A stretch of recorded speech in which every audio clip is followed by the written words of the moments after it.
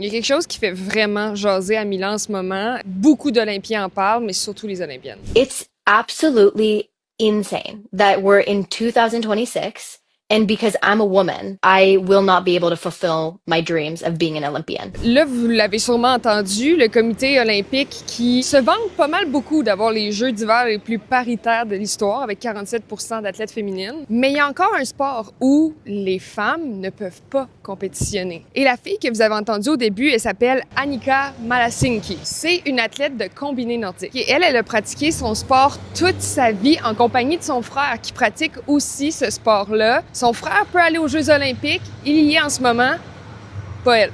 Puis elle est de calibre, là. Le CIO dit que c'est une compétition qui intéresse pas assez le monde. Il n'y a pas assez de monde qui écoute ce sport-là, encore moins ce sport-là féminin. Mais ils se font répondre. Well, how do you think people are going to start caring about women's nordic combined if you don't let it be an Olympic sport? Of course, that's not going to be the most popular sport because you're not giving it a chance on the main stage. Tu sais, c'est sûr qu'on peut pas cacher un sport, ne pas laisser les filles jouer aux Jeux olympiques, puis après dire, ben, il y a aucun engouement pour ce sport-là. Il faudrait peut-être au moins les laisser être aux Olympiques. Puis l'argumentaire qu'il n'y a pas assez d'engouement envers ce sport féminin, ben, il est un peu discutable parce que les hommes au combiné nordique, lors des Jeux de Pékin, ont eu le plus faible auditoire. Les filles protestent depuis des mois pour faire valoir leurs points. On les a vues faire des X avec leurs skis pour dire no exceptions.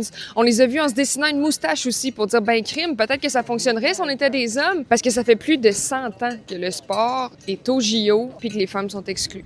Ça nous permet aussi de se rappeler que la presque parité des Jeux olympiques, c'est assez récent, hein? Tu sais, c'est juste aux Jeux de Londres en 2012 que la boxe féminine a été ajoutée, que les femmes ont pu participer dans tous les sports. Mais ça veut pas dire toutes les épreuves, faut faire attention. Le saut à ski des femmes a seulement été ajouté en 2014. Puis le fossé est encore grand pour tout ce qui concerne l'entourage des athlètes, le staff. Puis sur le CIO, au siège social, ça fait pas si longtemps que la parité homme-femme est presque atteinte, là. Avant, on avait des grands écarts. Puis ici, on peut lire, le nombre de femmes occupant des postes de direction tels que chef de mission, officiel technique, entraîneur, reste étonnamment bas. Bref, oui, c'est un fait qu'en ce moment, on est en train de vivre les Jeux d'hiver les plus paritaires de l'histoire des Jeux olympiques. Puis oui, c'est vrai aussi qu'on fait du progrès quand on se compare il y a 10, 20, 30 ans. Mais c'est aussi parce qu'on partait de très, très loin.